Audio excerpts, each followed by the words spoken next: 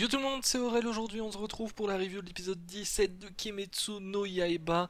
Et comment dire, c'était incroyable. Si vous n'avez pas vu l'épisode, je vous invite vraiment à aller le voir, c'est dispo sur Wakanim en description comme d'habitude. Et vraiment, j'ai surkiffé. Bon, surtout la petite phase avec Zenitsu, hein, vous vous en doutez. C'est vrai que Zenitsu, c'est un personnage que j'aime pas trop. Et puis finalement, dans cet épisode, eh bien, on l'a découvert un petit peu. On voit un petit peu d'où vient son côté j'ai peur de tout. Et puis finalement, son côté aussi où il se réveille. Enfin, bon, ou quand il s'endort, bah, il se réveille. Enfin, je sais pas trop comment dire ça, mais quand il devient hyper badass, j'ai envie de dire. Et c'est vrai que c'était hyper intéressant de voir un petit peu ce qu'avait vécu tout simplement Zenitsu parce que bah, jusqu'ici, mis à part voir un trouillard et bon, un mec qui peut être stylé à certains moments, notamment bah, quand on l'a vu qu'il a sauvé le gosse là en s'étant endormi, mais sinon derrière bah, Zenitsu pour moi ça reste le gars qui a peur de tout et très franchement, bon je le dis dans mes reviews depuis qu'il est arrivé, mais c'est pas forcément le personnage que j'affectionne. J'avais bien kiffé son moment stylé dans les épisodes précédents où il avait utilisé pour la première fois sa technique, mais sinon bah c'est vrai que c'était pas foufou, même si bon il y a des petits côtés marrants avec lui. Et là bah, c'est vrai qu'on l'a découvert un petit peu plus dans cet épisode-ci, notamment bah, on a vu que personne franchement croyait en lui finalement, mis à part son maître, et c'est vrai que eh bien, ça m'a un petit peu touché. Quand on a vu son histoire, ça m'a un petit peu touché et je pense que c'est pour ça que je l'apprécie beaucoup plus après cet épisode-ci par rapport à avant. Et c'est pas seulement pour son action hyper stylée. Bon, d'ailleurs, l'animation de l'épisode, les musiques et tout, bon, c'était parfait. Hein, j'ai envie de dire c'était parfait. Le mec qui me dit cet épisode il était nul, l'animation était nulle, l'histoire était nulle, les musiques étaient nulles, l'ambiance générale était nulle, bah franchement je comprends pas. Hein. Faut ouvrir les yeux, faut ouvrir ses oreilles, mais faut faire quelque chose là j'ai envie de dire.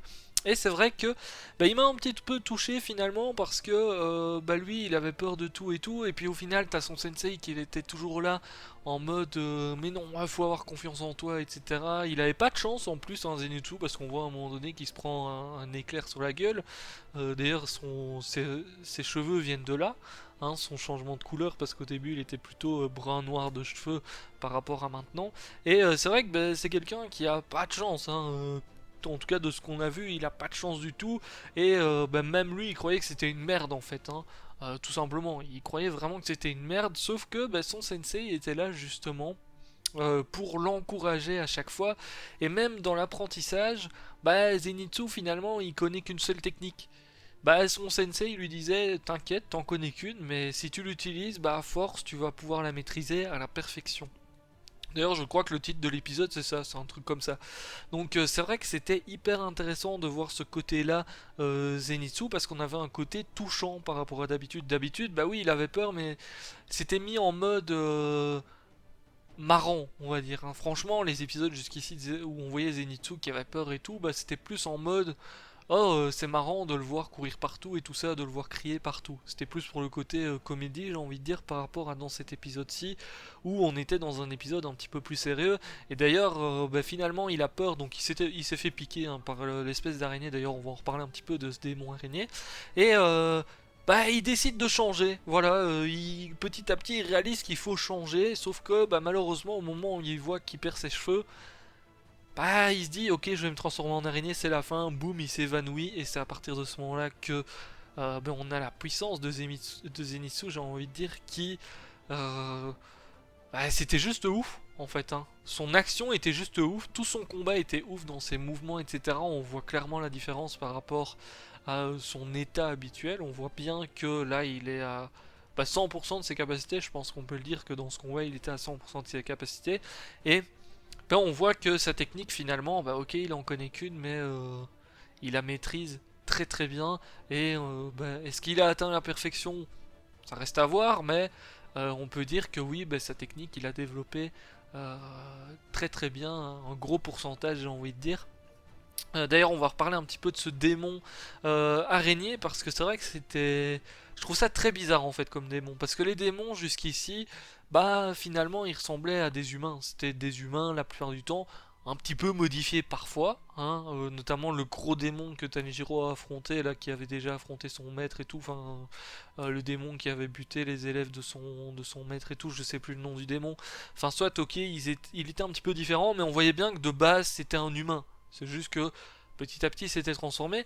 Alors qu'ici, bah, finalement, Zenitsu, il est contre une araignée, en fait. Contre un animal démon, j'ai l'impression.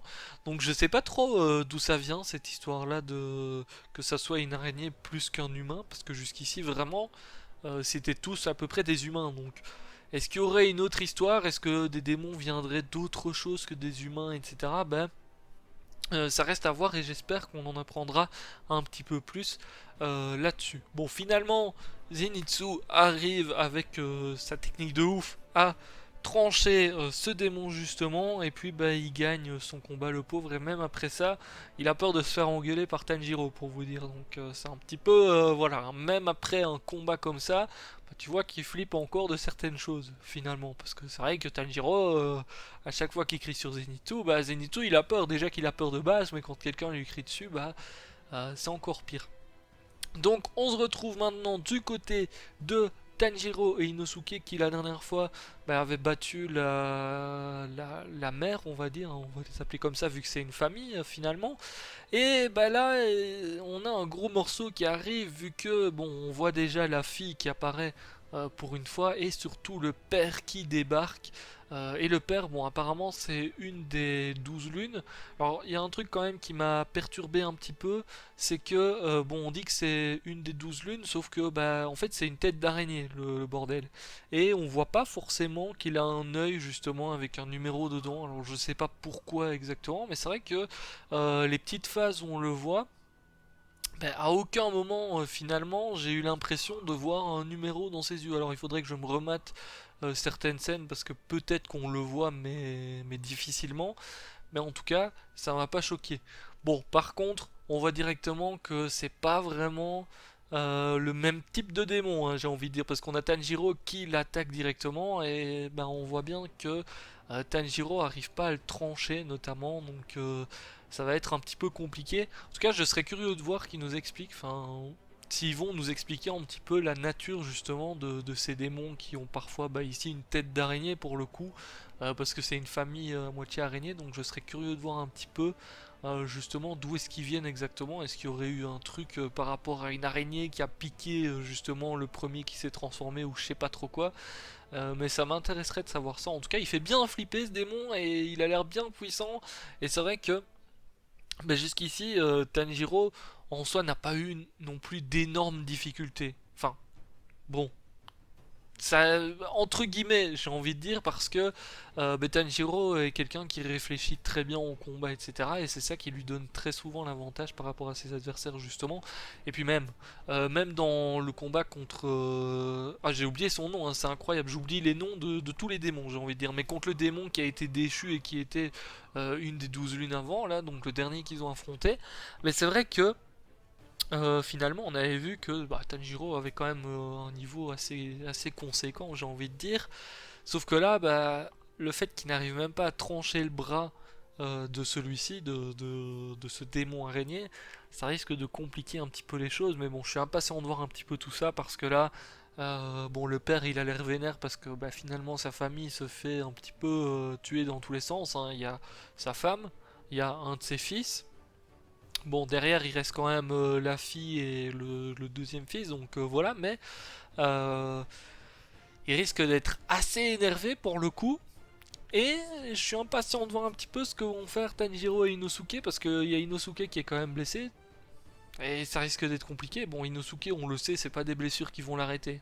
Hein, clairement, c'est pas des blessures qui vont l'arrêter, mais ça va être à prendre en compte pour le combat, j'ai envie de dire, parce que Tanjiro, qui réfléchit très souvent dans le combat, il va peut-être pas oser utiliser trop Inosuke parce que justement il est blessé. Parce que bon, je suppose que Tanjiro va être en mode dans les prochains épisodes, bon, parce que je sais pas si le combat va durer un épisode ou plus, mais il va très certainement être en mode, ok, il faut réfléchir à une stratégie et tout, mais est-ce qu'il osera impliquer justement ses alliés qui finalement sont blessés? Ça reste à voir. Après, il y a encore Nezuko qui n'est pas encore apparu actuellement. Et bon, je pense plutôt qu'on va partir sur un duo Tanjiro-Nezuko pour ce combat, peut-être même un trio Ikinosuke. Bon, je pense pas très clairement que Zenitsu va les rejoindre parce qu'il a l'air quand même mal en point, Zenitsu. Ok, il a fait un combat incroyable, tout ce que vous voulez, mais il a l'air très très mal en point, donc on verra bien un petit peu comment est-ce que ça va se profiler. Et puis bon, aussi il y a les piliers finalement qui doivent arriver, c'est vrai qu'ils sont pas encore là, donc je pense qu'ils vont arriver d'ici la fin du combat. Peut-être qu'ils vont avoir le temps de commencer, Tanjiro et tout, mais à mon avis les piliers vont arriver derrière. Et ça risque d'être assez intéressant de voir la puissance de piliers justement. Sur ce, écoutez, je vous laisse ça pour cette review. N'hésitez pas à lâcher le petit pouce bleu si elle vous a plu, je vous dis à très très bientôt. Ciao, ciao.